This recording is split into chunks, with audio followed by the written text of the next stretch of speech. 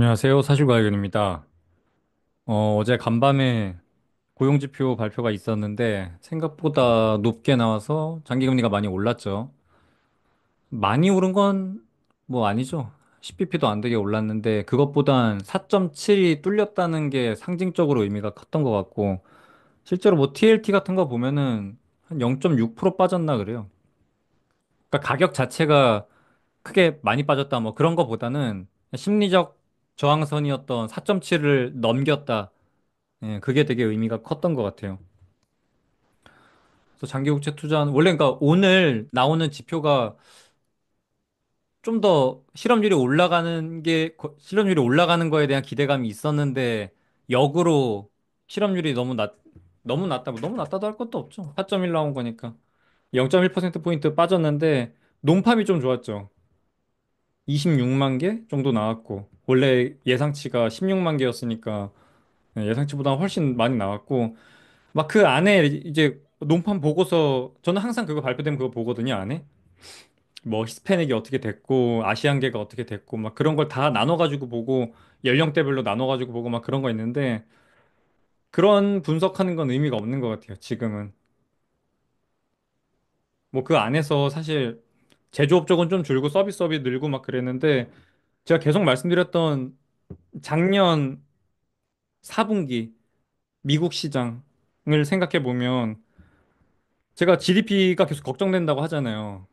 GDP가 높게 나올 것 같다고, 속보치가. 24년 4분기 속보치가 높게 나올 것 같다고. 그 이유가 한참 전 세계 돈이 빨랫줄처럼 저 미국으로 다 빨려 들어가던 게 4분기였단 말이에요. 그다음 트럼프 당선되고 나니까 비트코인도 올라가고 그러면서 웰스 이펙트가 너무 심하게 나타났고 너도 나도 돈이 많아, 미국이. 그러다 보니 특히 그 고용이 많이 되는 부분도 보면은 리테일 쪽이 많이 그게 됐단 말이에요. 리테일 트레이드 쪽이 고용이 많이 늘었는데 그게 다 그러니까 일맥인 것 같아요, 일맥. 트럼프가 돼서 앞으로 관세가 늘어날 테니 소비도 진작에, 그러니까 땡겨가지고 하는 소비도 늘어났고 그 모든 게 종합적으로 나온 게 지금 미국의 4분기였던 것 같고 아직 그 4분기 GDP 발표가 안 났는데 저는 좋게 나올 것 같아요. 그 속보치가. 그러면 장기금리 쪽에 뭐 다시 한번 영향을 줄 것 같아서 제가 계속 1월에는 장기국채 투자가 끝났으면 좋겠다. 그건 지금도 변함은 없고 저는 1월 전에 장기국채는 다 팔 거예요. 그냥 없앨 겁니다. 포트 안에서는.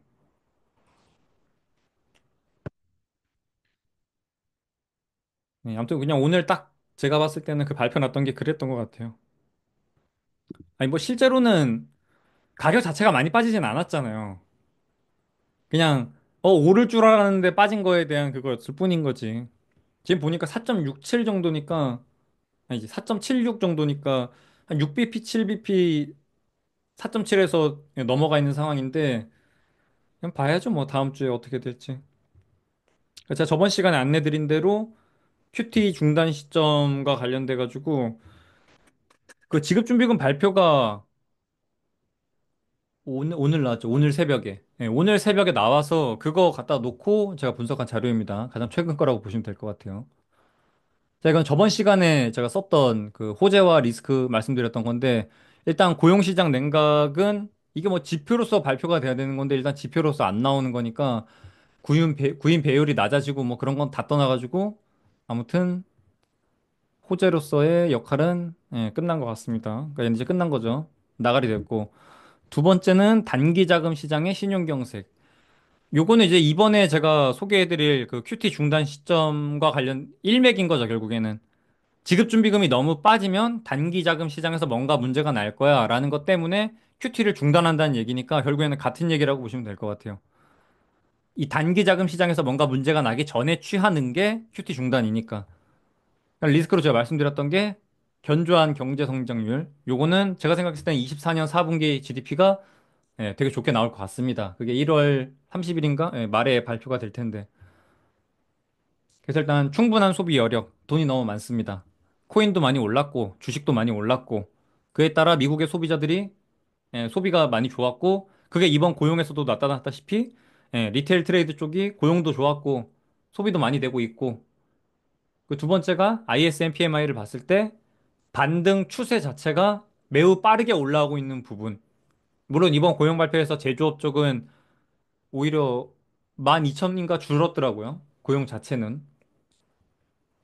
예, 근데 뭐 제조업뿐만이 아니라 서비스 쪽에 ISM PMI도 되게 높게 나오는 걸로 봐서는 여기도 되게 좋아 보인다. 두 번째는 25년 2분기 QRA. 이거는 장기 국채 투자에 있어서는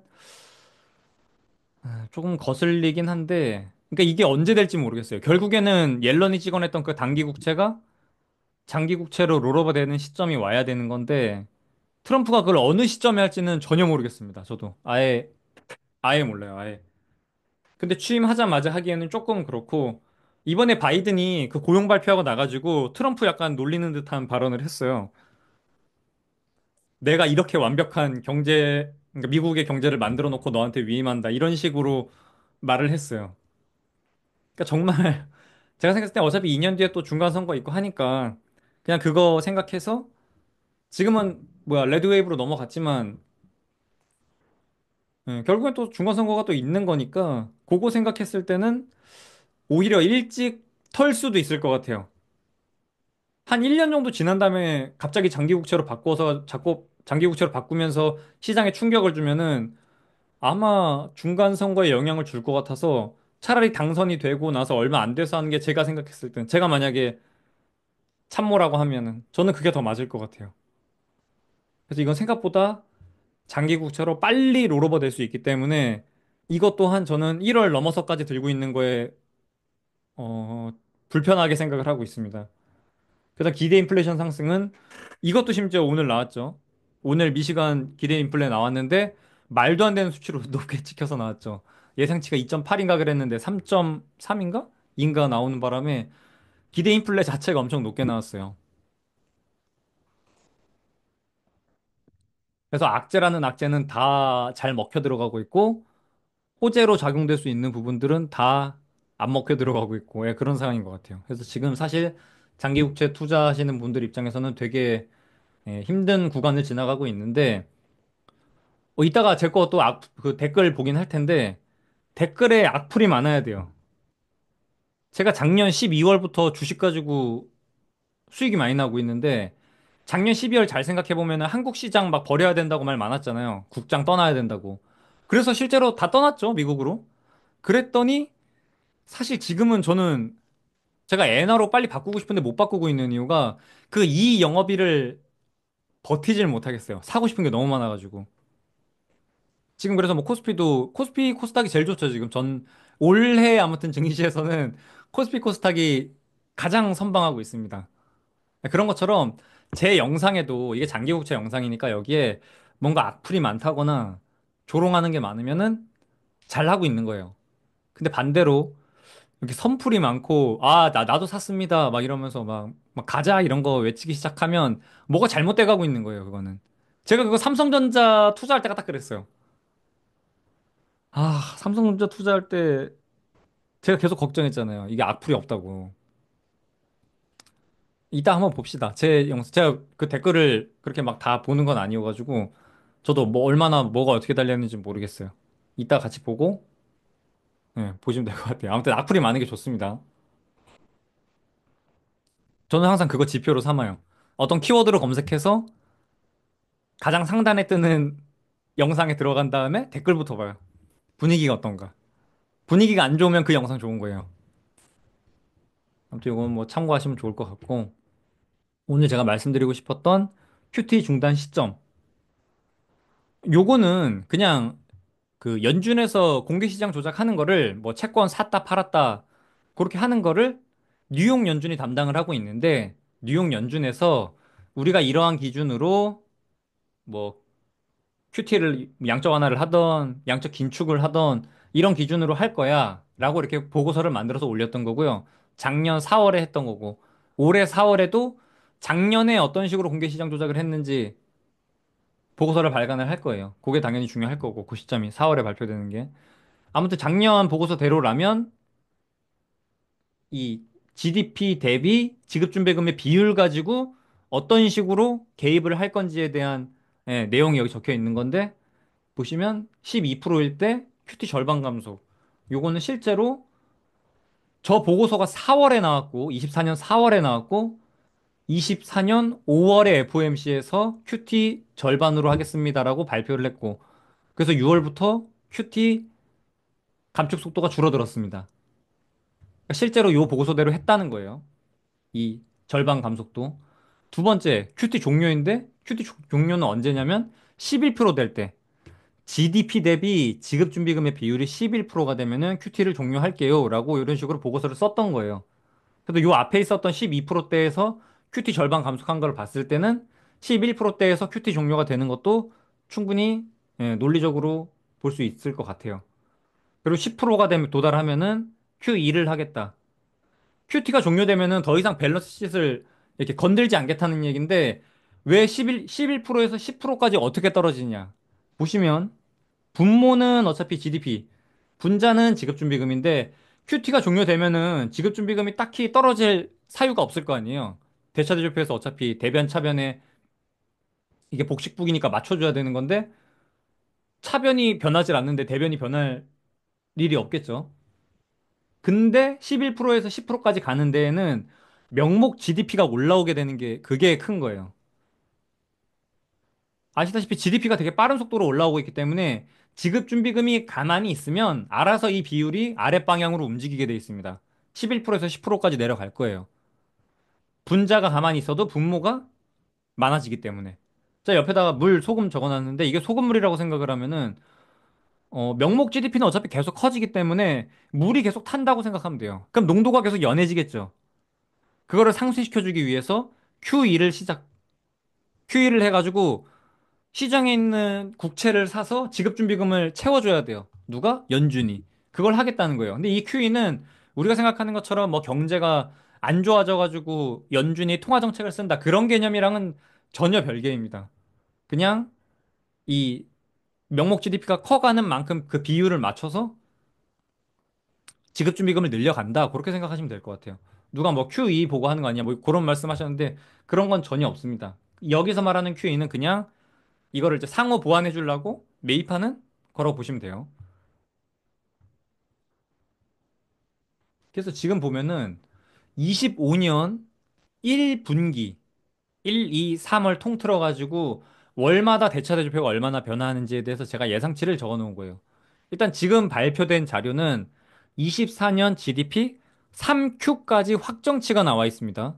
지금 25년 1월이죠. 근데 아직까지 GDP는 보통 1분기 늦게 나오기 때문에 4Q가 다 지나갔음에도 불구하고 이번에 1월 30일이 돼야 작년 4Q에 대한 GDP가 발표가 됩니다. 속보치가. 그래서 지금까지 나온 데이터는 아무튼 GDP는 한 분기 전 거인 3Q에 대한 확정치 29조 3,749억 이렇게 나와 있습니다. 그거에 대한 11% 뉴욕 연준이 기준으로 잡고 있는 11%가 3조 2,312억 달러. 지금 지급준비금이 오늘 발표됐죠. 3조 2,547억. 그다음 TJ 잔고가 6,500억, 영내프 잔고가 1,780억 요렇게 있다고 보시면 돼요. 자산은 현재 QT가 진행되고 있기 때문에 마이너스 450억씩 매월 진행이 될 겁니다. 그래서 월 450억, 400억에서 450억 정도 되는데 450억에 잡아놨어요. 아시다시피 이 MBS 채권이 만기가 없어요. 만기 다 10년 넘게 남았어요. 대부분. 이게 롤오버를 하고 뭐 이렇게 양적 긴축을 진행을 하려면 그러니까 롤오프 하는 방법으로 하고 있죠, 지금은. 만기에 도래한 거를 재투자하지 않는 방법으로. 근데 롤오프 되는 채권 자체가 없어요, 지금. 그나마 리파이낸싱 한다고 하는 애들이 들고 오는 채권으로 롤오프 한다고 치면은 그게 한 200억 정도 돼가지고 이렇게 맞춰주고 있습니다, 지금. 그래서 일단 차변이 마이너스 450억, 월마다 마이너스 450억이 되는데 오른쪽 부채 항목에서 되게 중요한 부분 중에 하나가 TGA 잔고가 QRA 발표를 봤을 때 25년 1분기 말, 원 피리어드 마지막에 타겟이 지금 8,500억을 목표로 하고 있습니다. 근데 지금 얼마? 6,500억. 결국에는 1분기 동안에 2천억을 쌓겠다는 얘기인데, 그러면 월 650억 정도를 쌓겠다는 얘기를 하고 있는 거랑 동일합니다. 근데 오히려 차변은 마이너스 450억씩 줄이겠다고 하고 있으니까 요 두 개를 복식북이니까 차변 대변이 동일해야 된단 말이에요. 그래서 요 두 개를 맞춰준다고 하면은 지급준비금과 영내포에서 매월 마이너스 1,100억씩 업소빙 해줘야, 그러니까 흡수를 해줘야 돼요. 그래야 대변과 차변이 맞게 됩니다. 그래서 1월, 2월, 3월 동안에 이 부채 항목은 지급준비금과 영내포가 같이 마이너스 1,100억씩 이 업소빙을 해줘야 돼요. 흡수를 해줘야 됩니다. 근데 지금 보면은 거의 11%다 왔거든요. 그러니까 작년 4Q가 발표가 되지 않았음에도 불구하고 이미 3Q에서도 11%가 3조 2,300억인데 한 600억밖에 안 남았죠, 벌써. 여기까지 도달하려면. 맞죠? 아, 200억. 200억 정도. 200억 정도 더 빠지면은 여기 이제 거의 도달하는 거죠, 11%에. 근데 영내포에 마침 그래도 이게 뭐 연말에 RRP로 도망갔던 자금들인데 결국엔 다시 지급준비금으로 돌아갈 테니까 보면은 그래도 월 1,100억씩 지급준비금이랑 영내포 쪽에서 받아주기에는 되게 양이 많아요. 그리고 영내포 자금이 다 0으로 갈 수는 없습니다. 저걸 다 쏟아낼 수는 없어요. 왜냐면 저게 그냥 파킹 통장의 개념이란 말이에요. 파킹 통장 말 그대로. 파킹 통장은 그냥 하루짜리라는 그 의미가 있는 거예요. 여러분도 이렇게 투자하다 보면은 하루 쉬고 막 이럴 때 있죠. 그때 이제 우리가 파킹 통장을 이용을 하잖아요. 그러니까 그 하루짜리라는 개념 하나만으로 그 효용 가치 하나만으로도 일정 자금은 계속해서 저기에 머물게 될 거예요. 그래서 이걸 전부 다 쏟아내기는 어렵습니다. 그래서 이게 올해 1월 말 걸로 대차대표를 예상을 해보면 어떻게 되냐면 1월 말에 어떻게 될 거냐. 이 위에는 일단 24년 3Q까지 나와 있는데 제가 어차피 1월 30일에 24년 4Q 속보치가 발표가 돼요. 4Q 속보치를 제가 추정을 해서 여기다 적어놨는데, 최근 1년 동안의 분기마다 상승분을 반영해가지고 24년 4Q 속보치를 제가 예상을 했어요. 그냥 외삽한 겁니다. 뭐 별건 아니고. 그러니까 이 뭐야. 외삽이 뭐냐면 도트가 이렇게 몇 개 있으면은 그냥 연장했다고 생각하시면 돼요. 그러니까 기존의 추세를 따라서 4Q 때도 얼마나 성장을 했을까를 봤을 때 한 3천억 정도 추가하면은 기존의 최근 1년 성장률이랑 비슷하다고 보시면 돼요. 그래서 맞춰주면은 29조 6,749억으로 그냥 외삽한 추정치입니다, 제가. 3월 30일에 발표되는 게 이 정도 되지 않을까라고 보고 있는 거예요. 되게 러프하게 잡은 거예요. 그 오히려 적게 잡은 겁니다. 제가 생각엔 이거보다 조금 더 나올 것 같은데 오히려 좀 낮춰서 잡았을 때도 이 정도예요. GDP가 낮게 잡아도. 그래서 11% 잡으면은 3조 2,640억, 40억 달러. 사실 4Q가 발표가 되면은 제가 생각했을 때는 지금 지급준비금도 11%보다 낮아져요. 4Q께 발표가 된다고 하면. 근데 1월에 지급준비금이랑 영내포에서 줄어들어야 되는 자금 자체가 마이너스 1,100억이에요. 그러면 어지간해선 제가 보기에 그냥 영내포가 이 1,100억을 다 받아준다고 해도 그냥 11% 아래로 빠져요. 2월 1일에 딱 가면은 이미 11% 아래로 내려갑니다. 그래서 제가 생각했을 때는 양적 긴축이 이번에 종료하고, 그러니까 1월 말에 FOMC에서 종료한다고 얘기를 하고 2월부터 종료한다고 치면 얼추 본인들이 발표했던 시나리오에 부합되는 상황이에요. 물론 확률이죠, 확률. 왜냐면 저게 4Q가 안 나온 상태에서 FOMC를 들어가요. FOMC가 28, 29인데 4Q 속보치가 나오는 게 30일이니까 얼추 안 맞아요. 그래서 이게. 그래서 아마 2월에는 없겠죠. 6주마다 개최되니까. 그럼 3월 초. 1월에 안 한다고 하면은 3월에는 거의 100%할 것 같으니까 일단 저는 30일하고 31일 요 두 날은 피하고 싶어요. 장기국채를 들고 있는 것 자체를.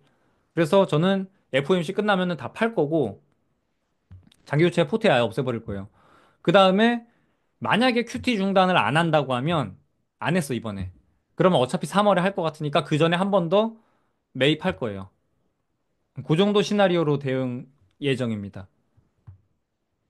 요거 이해되시죠? 이 속보치 추정한 것도 뭐 그렇게 엄청 러프한 건 아니에요. 어느 정도 추세 자체가 그렇게 크게 바뀌지 않아요. 그냥 매월 3천억 정도씩 그냥 불어난다라고 생각하시면 될 것 같아요. 아무튼 그걸로 봤을 때 현재 지급준비금이 예, 좀 불안하다.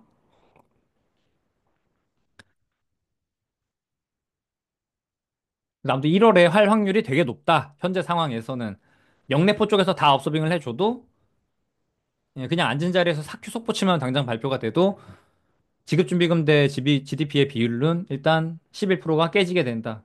그렇게 보고 있습니다. 원달러 환율 같은 경우에는 오늘 보면은 엄청 올랐죠. 원달러 환율 엄청 올랐죠. 지금 74만까지 가 있는데 제가 환노출로 장기국채 매수한다고 했을 때가 50 몇이었거든요. 그래갖고 제가 다 환노출로 사고 싶었는데 그 LP 룸이 너무 넓어서 제가 못 샀다. 근데 누가 저랑 이렇게 만난 시점, 만난 게 만 개 정도를 누가 파는 거랑 저랑 만난 게 아무튼 그 가운데 자리에서 만나서 제가 그거 매입했고 나머지는 환해지로 매입했다. 근데 그때 말씀드렸지만 저는 환 노출로 다 사고 싶었어요. 그래서 사실 환 노출로 지금 장기국채 매수한 거는 수익이에요. 왜냐면 이게 한 1% 정도 변했거든요.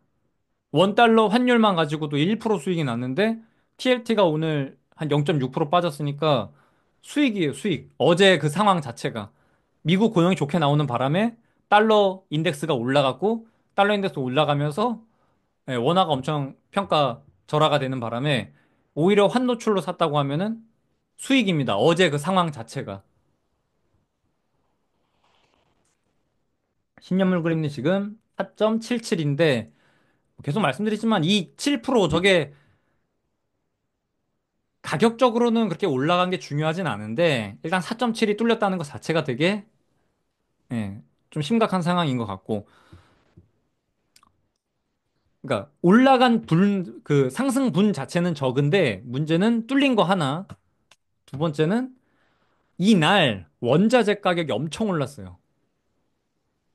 지금 WTI 제가 계속 말씀드리고 있죠. 이거는 영상 찍을 때마다 제가 이거 사고 싶다고 얘기했던 게 69불에서 말씀드렸었는데 이미 10% 정도 올라왔어요. 거기서부터. 원자재발 인플레는 진짜 채권 투자에 있어서는 그냥 무조건 극악입니다. 극악. 극악의 상승을 띄어요. 구리는 또 어때? 구리는 4.26. 이거 3.99면서 결결되고 있다가 제가 구리 말씀드렸었는데 얘도 지금 4.26까지 안정적으로 상승 반등하고 있는 상황이에요. 그래서 이 원자재 상승분이 조금 거슬려요. 장기국채를 그러니까 오래 길게 들고 가기에는 제가 보기에는 그게 무리가 좀 있습니다. 저 인플레이션 이슈를 한번 두들겨 맞을 거예요. 지금까지는 경제가 너무 좋다 가지고 했지만 경제가 너무 좋아서 인플레 오는 거 아니야까지 한 번 더 먹어야 돼요. 제가 보기에는. TLT?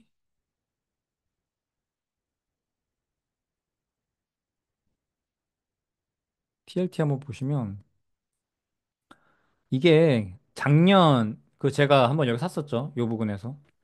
작년 5월에 제가 샀어요. 여기서.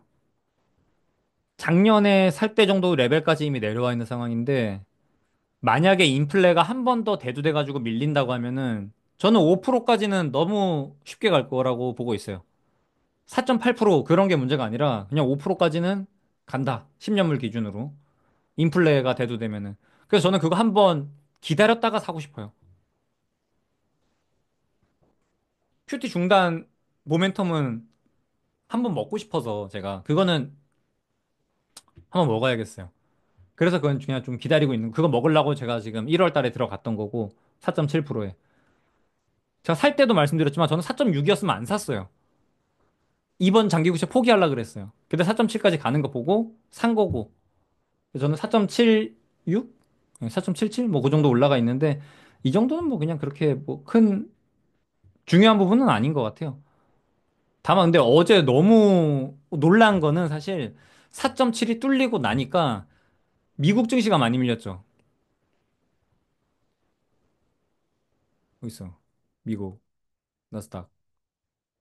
결국에는 21선 깨고. 제가 이것도 나스닥 인버스 계속 말씀드렸잖아요. 작년부터. 1월 가면은 지급준비금 저거 내려갈 테니까 요 앞에서 제가 말씀드린 거 있죠, 이거. 여기 이거. 이게 그냥 그대로예요. 제가 인버스를 괜히 살라는 게 아니라 지급준비금이 빠지게 돼 있단 말이에요. 이 QT도 있는데 TG에서 자금을 오히려 싹 했대. 12월에는 왜 괜찮았어요? 11월 말에 8,200억인가 TJ 잔고가 쌓여 있었단 말이에요. 근데 12월 말 목표치가 7천억이었어요. 즉, 한 달 만에 1,000억이 넘는 자금이 시장으로 유입이 될 거였기 때문에 지급준비금 쪽으로 실제로 넘어갔고. 그래서 제가 주식이 좋을 거라고 생각해서 저도 한국 증시에서 그렇게 주식을 트레이딩을 했던 거고. 반대로 25년 1분기는 TJ 잔고가 오히려 흡출한다고 하고 있으니까 자금을. 그래서 제가 자꾸 인버스를 얘기를 드리는 거예요. 심천도 제가 엄청 안 좋을 거라고 했죠. 이거 쌍꼬정거리고 여기 구간 너무 안 좋다고. 그러고 나서 지금 이거 장대 음목 몇 개째 찍고 있잖아요, 이거. 여기 지금 또 갤갤대고 있는데, 예. 대신에 여기는 인버스 찍기에는 핑핑이가 어떻게 할지 모르니까 사고 싶지 않고, 진짜 사고 싶었던 게 니케이 인버스인데, 이건 여기 채널이 위아래로 치면 한 7%포인트 정도 됩니다. 이 7% 사이를 계속 박스권 그리면서 작년 말부터 지금 계속 이러고 있는 건데, 4만 정도 찍어주면은 사는 거 너무 괜찮다, 인버스. 근데 아까 말씀드린 것처럼 엔화로 가가지고 엔화 들고 일본 증시로 가야 되는데 지금 한국에도 사고 싶은 게 너무 많아가지고 못 가고 있어요. 근데 이미 조금 내려왔다. 음. 아무튼 이거는 요번 달 안으로는 니케이 인버스는 사러 일본 증시로 돈 넘길 거예요. 1억 정도. 이건 이미 와이프랑 협의를 봐서 허락해 줬습니다. 1억으로 환전하는 거에 대해서. 근데 요게 딴 게 아니라 원화에 대한 해지를 하고 싶은 거예요. 모든 자산을 원화로 들고 싶지 않아서 네, 엔화를 선택했습니다. 달러로 가자니 지금 원화가 뭐 그렇게 좋은 평가를 못 받고 있잖아요. 원 달러 환율로 봤을 때는. 근데 마침 외화를 사고 싶은데 엔화가 엄청 저평가되어 있는 상황이니까 지금 먹으러 가면 딱 좋을 것 같아서 그런 상황이라고 보시면 될 것 같아요. 그래도 이것도 아무튼 먹으러 갈 거고. 나스닥도 나스닥이 어제 많이 밀리는 바람에 컸죠. 장기 금리가 많이 올라가진 않았는데 그 4.7을 뚫었다는 거 하나만으로 그러니까 좀 다른 거예요, 이게. 주식 투자자들은 4.7이 뚫리는 바람에 몇 프로씩 손실이 났고, 장기국채 투자 입장에서는 손실이 많진 않은데 놀란 거고, 4.7을 뚫렸으니까. 근데 주식시장은 4.7이 뚫려서 놀란 것도 놀랐는데, 손실도 많이 났다. 그렇게 보시면 될 것 같아요. 어차피 TLT 하시는 분들도 원달러 환율 저렇게 작살나고 있으면, 사실 원화로 봤을 때는 수익을 보고 있는 거잖아요. 제가 환노출 사고 싶어 했던 것처럼. 그렇게 보시면 될 것 같아요. 근데 아무튼 저는 1월 넘어서까지 들고 있을 생각은 없습니다. 그다음 댓글. 저번 영상 댓글이에요.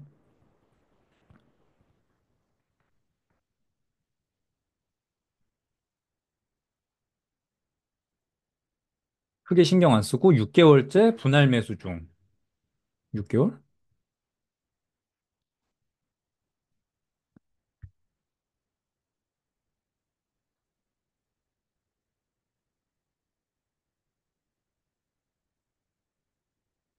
6개월이면 언제야?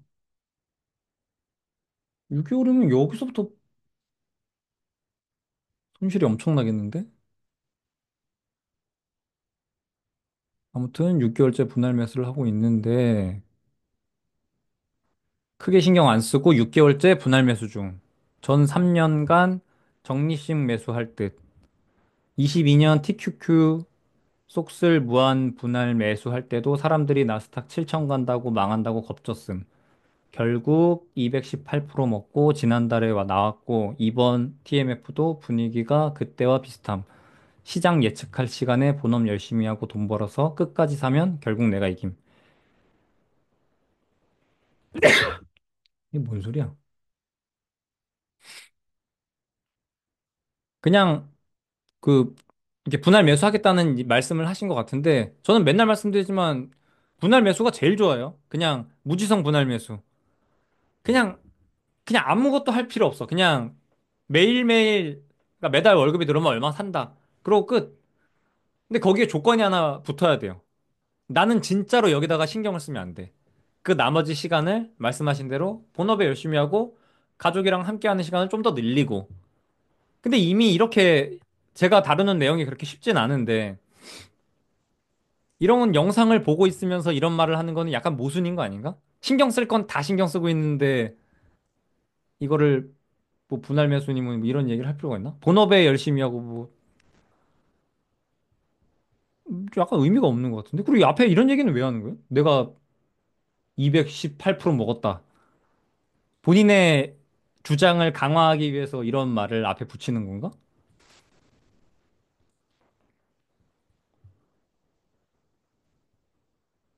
시장 예측할 시간에 본업 열심히 하고. 뭐 반대로 얘기하면은 형 돈 많으면은 저는 이거 취미로 하는 거거든요. 맨날 말씀드리지만 유튜브 해도 이거 돈 얼마 안 나와요. 조회수 1당 1이라니까? 이거 2천에 나왔죠? 2천 원 나온 거예요. 근데 제가 이 영상 만드는데 몇 시간 걸린 줄 아세요? 취미야, 취미 그냥 재밌잖아요. 저는 이게 재밌어요. 남들 영화 보는 거 좋아하듯이 저는 그냥 이 매일 경제를 이걸 보는 게 재밌는 거예요.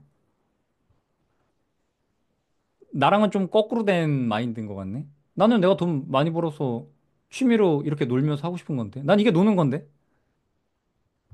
뭐 아무튼 그렇고. 아무튼 이게 그냥 심지어 이것도 막 세배 레버리지만 사시면서 이런 말씀을 하고 계시네. 뭐 각자 알아서 하는 거니까.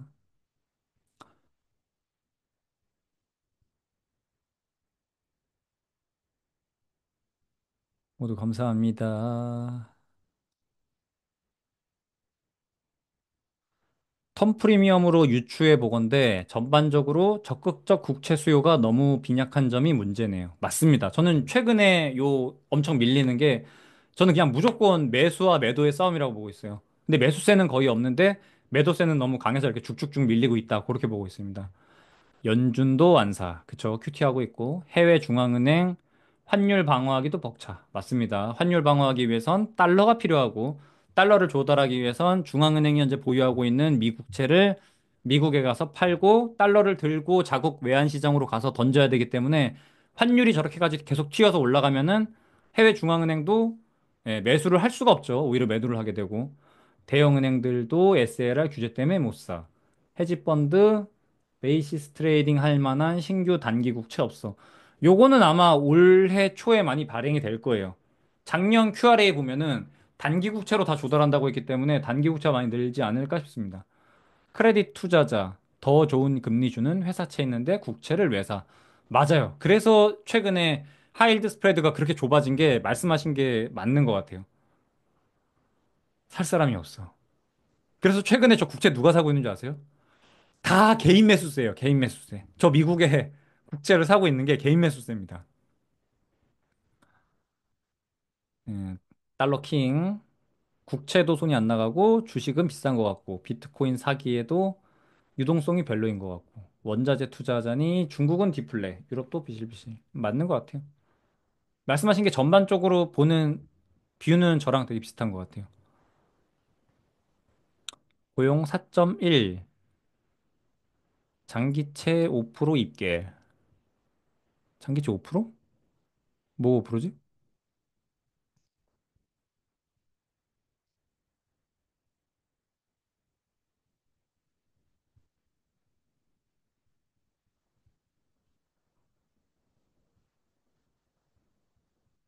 다시 돌아와서. 트럼프 취임 후 장기금리 예상은 어떠신가요? 트럼프 정책 등을 봤을 때요. 특히 은행 규제 완화, 장기채 발행 줄이고 단기채 발행. 장기채 발행 줄이고 단기채 발행? 이건 쉽지 않은데. 이미 단기채 비중 규모 자체가 너무 높아서 오히려 단기채를 장기채로 롤어봐야 되는 상황이에요. 그래서 그걸 하냐 안 하냐 정도일 것 같고 장기채를 줄이는 거는 쉽지 않은데. 정부 부채 감소 또는 코인 담보를 통한 장기채 수요 강화가 될까요? 코인 담보 얘기가 저도 나중에는 그렇게 될 것 같긴 해요. 코인 이용해가지고. 근데 근 1년 안에 저게 되기에는 좀 무리가 있어 보여요. 아직 제도권 안으로 들어온 지 얼마 되지도 않았는데 갑자기 저걸 담보물로 인정해주기 시작한다? 이건 완전 너무 많이 나간 것 같아요. 그러니까 좀 더 단계들이 존재한다고 생각해요. 저게 갑자기 저거 담보로 뭐 돈을 빌릴 수 있다. 이거는 조금 이상해요. 네, 금통위 16일로 고쳤습니다.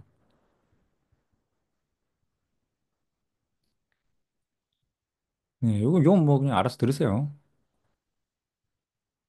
감사합니다. 4.1을 매도점으로 보셨는데 4.1 도달 전 어느 금리 수준부터 분할 매도 의사가 있으신지요? 또 이번 달 중순 CPI 발표치 예상은 어떻게 하시는지 궁금합니다. 4.1을 매도점으로 잡은 거는 그러니까 어떤 모멘텀이 오더라도 저 4.1이 오면은 나는 그냥 팔고 나가겠다. 인 자리인 거고 4.1 도달 전 어느 금리 수준부터 분할 매도. 분할 매도 할 건 없는 것 같아요. 그냥 각 모멘텀이 얼마나 나한테 좋게 수익을 주느냐에 따라 달린 건데, 일단 1차 목표였던 논판 발표가 오히려 손실이 난 상황이고, 두 번째로 봐야 되는 게 결국에는 트럼프 취임 이후 한 번, 왜냐면 트럼프가 장기 금리가 저렇게 올라가 있는, 모기지 금리가 저렇게 올라가고 있는 거에 대해서 뭔가 할 것 같단 말이에요. 제가 생각했을 때는. 그리고 트럼프 취임하고 난 다음에 FOMC 있잖아요. 트럼프 취임 20일이고 FOMC 28일이니까 트럼프 취임한 거에 대한 뭔가 기념 선물처럼 FOMC에서 딱 뭔가 이렇게 주지 않을까라는 생각이 있어요. 그래서 저는 트럼프 그게 좀 좋게 작용하지 않을까. 이 앞에 질문이랑 같은 거라고 생각하시면 될 것 같아요. 저는 트럼프가 되고 나면 초단기로는 장기 금리에는 이렇게 떨어지는 거를 볼 것 같고 중기로 봤을 때는 한 석 달? 뭐 반년 정도로 봤을 때는 장기금리 윗방향으로 좀 압력 가할 것 같고 왜냐하면 결국에는 뭐 관세니 뭐야 감세랑 관세 부과 막 이런 거 가지고 씨름하느라고 아마 한 반기 정도 봤을 때는 장기금리에는 안 좋게 적용할 것 같고 그다음 더 길게 1년 안으로 봤을 때는 오히려 디플레이션 유발시켜가지고 GDP 자체를 좀 이렇게 억누를 것 같아요. 제가 생각했을 때는 트럼프가 하려고 하는 게 그러는 바람에 장기 금리가 오히려 아래로 내려가는데 좀 기여할 것 같다. 그렇게 보고 있습니다. 아무튼 초단기, 중기, 장기로 봤을 때 그게 달라요. 초단기로는 아무튼 20일 이후에 뭔가 트럼프가 이렇게 압력을 가하지 않을까 보고 있습니다. 트럼프는 연준의 독립성을 인정하지 않는 대통령입니다. 근데 저는 그 말도 되게 의미 있다고 생각해요. 트럼프가 틀린 소리 하는 게 아니에요. 연준도 완전 100% 민간 자본으로 이루어진 저는 당연히 트럼프가 저런 말 하는 게 저게 몰라서 한다거나 그런 건 아니라고 생각해요. 뭐 연준의 독립성 어쩌고 저쩌고 막 그러는데 진짜 막 포퓰리즘 때려받고 이러지 않잖아요, 미국은. 우리나라처럼 막 저기 뭐 전라도는 어디 찍고 경상도는 어디 찍고 막 TK가 어쩌고 저쩌고 막 그런 나라가 아니에요. 이렇게 후진 정치를 갖고 있는 나라는 아니에요. 물론 저기도 있어요. 막 그 막 칸벨트, 콘벨트 막 이런 거 있잖아요. 근데 그거는 다 개인의 이해 가치와 이렇게 연동이 되어 있는 부분들인 거지. 내가 막 농부야. 그러면은 나는 금리가 낮은 게 좋아. 근데 내가 뉴욕에 있는 증권 하는 사람이야. 그럼 나는 금리가 높은 게 좋아. 뭐, 그건 다 개인의 이해 가치가 있는데 저기가 훨씬 정치가 발달해 있어서 저는 대통령이 그렇게 영향을 주는 게 전 이상하다고 생각하지 않아요. 왜냐면 연준 자체가 이미 그냥 사적인 손에 의해 움직이고 있는데 심지어 거기 막 이사회라고는 있지만 이사회 이렇게 추천하는 후보자도 결국에는 그 연준에서 결정을 한단 말이에요. 그러니까 중앙은행이 아니에요, 연준은. 우리나라의 한국은행이랑은 저기 페드랑은 아예 다른 은행입니다. 중앙은행이에요. 중앙은행을 만든다라고 하면은 어감이 좀 별로니까 뭐 페더럴 리저브 시스템이라 그러잖아요, 저기는. 중앙은행이라고 안 하고. 그냥 우리가 그냥 중앙은행이라고 부르긴 하는데 아무튼 저희가 명칭을 바꿨어요. 시스템으로. 제도라 그러죠, 제도. 저는 아무튼 그런 트럼프가 아무튼 그거를 또 연준의 독립성을 개무시하는 그런 발언을 할 거기 때문에 제가 생각했을 때는 트럼프 취임 이후에 현재 이렇게 높은 막 날아가고 있는 장기 금리를 좀 잠재워주지 않을까. 그거 좀 기대하고 있습니다. 저도 장기적 미일 금리차 하향, 약세, 원화 약세 등으로 엔화와 미국채를 관심 있게 보고 있습니다. 최근 엔화 환전 후 미국 증시 상장 장기 미국채 외에 엔화와 일본 금리 상승 기조를 활용할 일본 상장주를 탐색 중인데 일본 금융은행주와 추가적인 엔캐리 청산 가능성에 대해서는 어떻게 생각하는지 여쭙고 싶습니다. 요건 제가 별도 영상 만들어서 올릴게요. 제가 왜 자꾸 일본으로 가려고 하는지, 왜 일본 자꾸 인버스를 못 찍어가지고 안달인지. 그거는 제가 따로 영상을 만들게요. 근데 말씀하신 것처럼 저는 일본 주식에 투자하고 싶은 게 아니라 저는 일본 인버스를 잡고 싶고요, 일단. 엔화를 사고 싶고 그 엔화 산 걸로 인버스를 사고 싶어요. 길게. 1년 정도 보고. 그리고 어차피 1억 정도는 그냥 그렇게 묶어놔야 될 것 같아요. 외화에다가.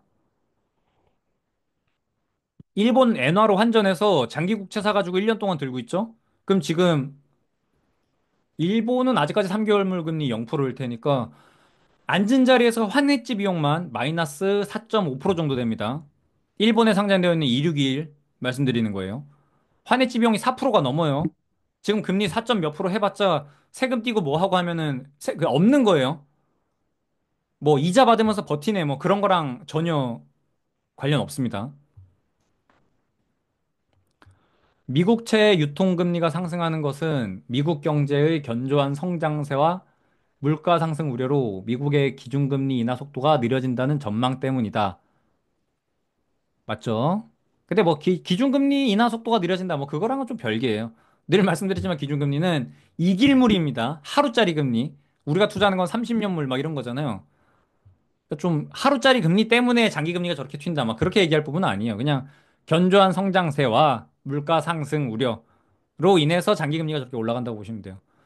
주요 자산 운용사들은 미국 10년물 유통금리가 5%를 돌파하는 것은 시간 문제라고 전망한다.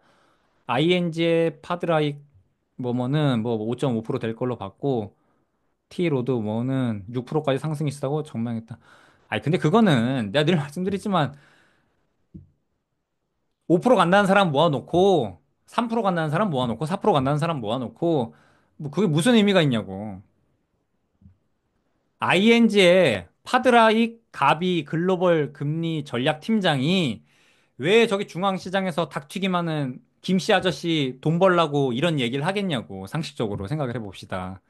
지금 자본주의 시장이잖아요. 그 쓸데없이 이은규 씨한테 야 이거 앞으로 5%갈 거야라는 정보를 왜 주냐고. 그냥 자기 이해관계가 얽혀있기 때문에 이런 얘기를 한 거라는 거죠. 제가 드리고 싶은 말은 이해되십니까? 그러니까 저는 이런 사람들 말 아예 안 믿어요. 근데 이런 사람들의 말이 어떻게 영향을 주는지는 중요하겠죠. 이은규 씨 같은 사람들이 이거 보고 액션을 어떻게 취할 테니까. 근데 저는 그냥 아예 믿질 않, 이런 걸 아예 쓸모가 없어요. 왜냐면 이게 5% 간다고 하는 사람도 100명 있을 거고, 4% 간다는 사람도 100명 있을 거고, 3% 간다는 사람도 100명 있을 거고. 보통 그렇거든요.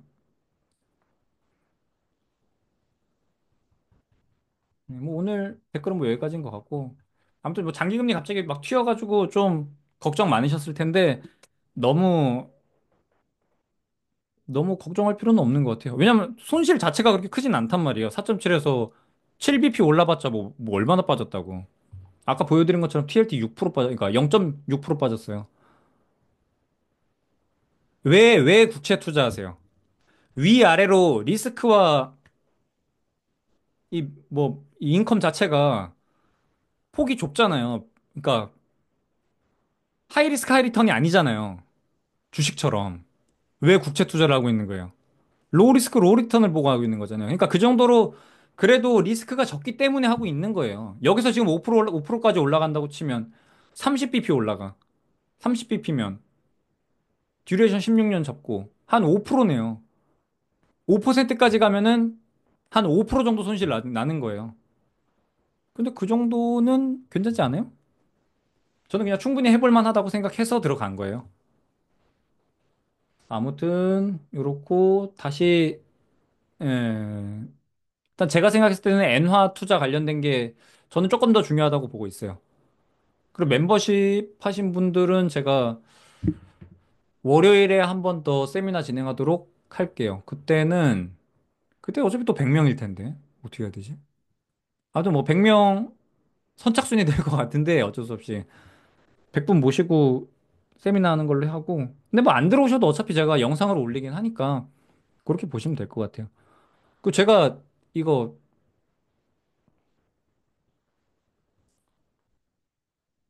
작년에 멤버십으로 영상 몇 개 올려놓은 거 있거든요.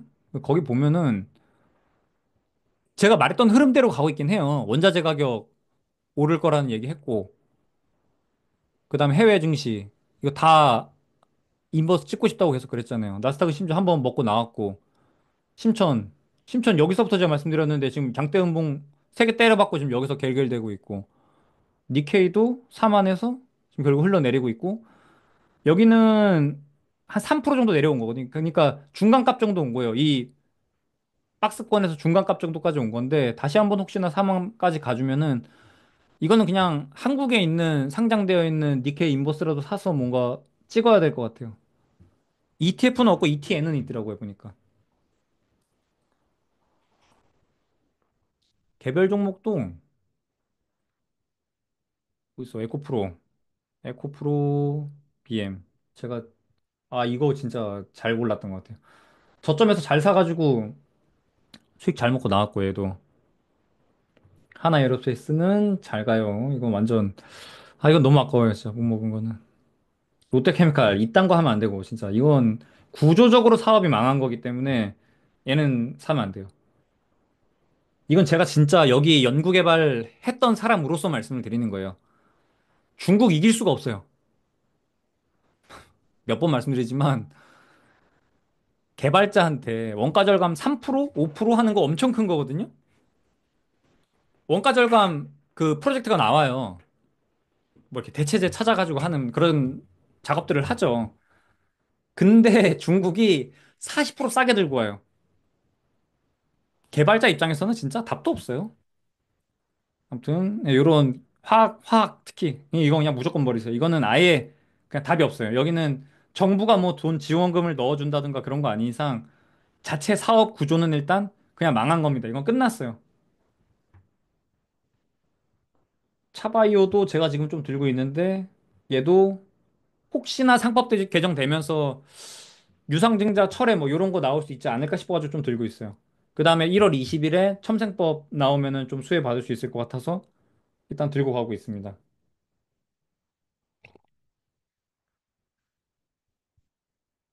개별 종목 얘기는 그냥 그 멤버십에서만 얘기할게요. 아무튼 이렇게 하고 좋은 주말 되세요. 너무 걱정하지 마세요. 어차피 FOMC 한 번 더 기대해 하고 이미 안 좋다 안 좋다 안 좋다 하는 게 거의 다 반영이 됐어요. 마지막 남은 그 인플레이션 있죠. 그거는 원자재 단 인플레이션 같은 경우는 보통 1분기 정도 래깅이 있어요. 충분히. 그러니까 빠져나올 기간도 있으니까 지금 자리에서 너무 막 그러지 않아도 될 것 같아요. 좀 기다려 봅시다. 다음 주에 일단 시장이 어떻게 반응하는지 한번 확인을 해야 될 것 같아요. 그다음에 일단 무엇보다 트럼프 취임 이후가 어떻게 되는지가 전혀 너무 불확실성이 크기 때문에 거기까지도 일단 들고 가는 게 좋지 않을까 저는 그렇게 보고 있습니다. 네, 오늘 여기까지 하고 월요일에 세미나 진행하는 댓글 하나 올려드릴게요. 거기 타고 들어오시면 됩니다. 감사합니다. 빠잉. 그 댓글 많이 남겨주세요. 댓글 다